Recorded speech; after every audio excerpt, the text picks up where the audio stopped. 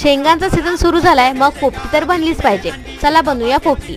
त्यासाठी मडक्याला सर्व बाजूनी भांबरुटीची पानं लावून घेतलेली आहेत आणि त्यावर मीठ आणि ओवा टाकून घेतलेले आहे. त्यानंतर त्याच्यावर घेवड्याच्या शेंगा टाकून पुन्हा मीठ आणि ओवा टाकून घ्यायचंय.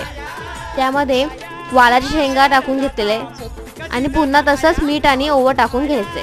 यामध्ये मी चवळीच्या शेंगा सुद्धा टाकलेल्या आहेत. इथे चिकनला आधीच लसूण पेस्ट, मसाले आणि मीठ लावून घेतलं होतं. शेंगांवर चिकन ठेवून द्यायचं आहे आणि त्यावर अंडी ठेवून द्यायची आहेत. पुन्हा त्यावर शेंगा टाकून घ्यायचे. भांबरुटीची पानं ही भरपूर लावायची असतात, जेणेकरून आतल्या शेंगा करपत नाहीत आणि भांबरूट ही औषधी असते. त्यावर वरून सुद्धा खूप सारे भांबरूट लावून घ्यायचे. आता इथे मडका उलटा ठेवून द्यायचा आहे.